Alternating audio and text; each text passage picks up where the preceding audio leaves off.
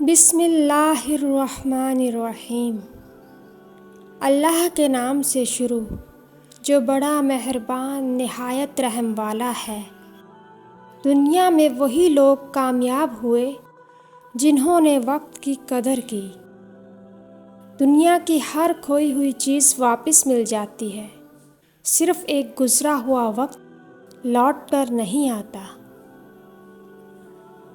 مطلب کا وزن بہت زیادہ ہوتا ہے، اس لیے تو مطلب نکلتے ہی رشتے ہلکے ہو جاتے ہیں۔ انسان کو اچھی سوچ پہ وہ انعام ملتا ہے جو اسے اچھے اعمال پہ بھی نہیں ملتا، کیونکہ سوچ میں دکھاوا نہیں ہوتا۔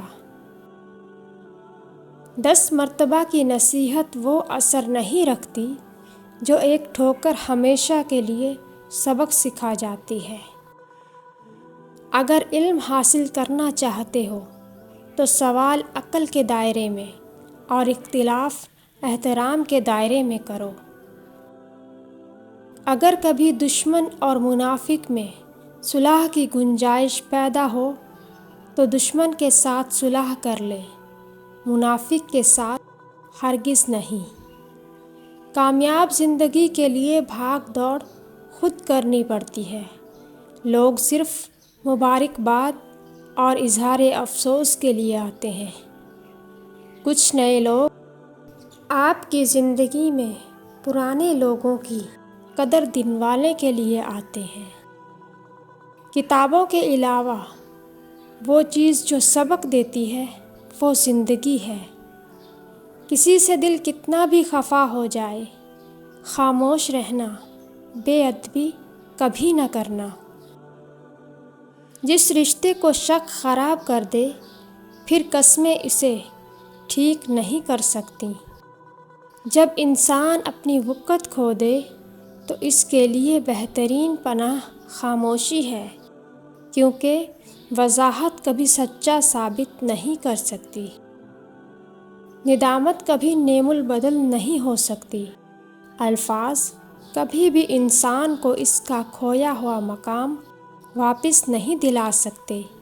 ہاں، خاموشی مزید تذلیل سے بچا سکتی ہے۔ جب دلیلوں، وضاحتوں اور صفائیوں کی نوبت آ جائے تو جان لیجیے کہ آپ کا رشتہ اب اختتام پر پہنچ چکا ہے۔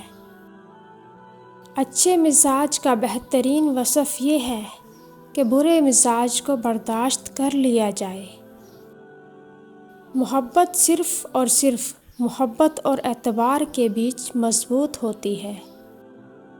زندگی سے ضد کرنا چھوڑ دو۔ کچھ صلے اس جہاں کے لیے نہیں ہوتے۔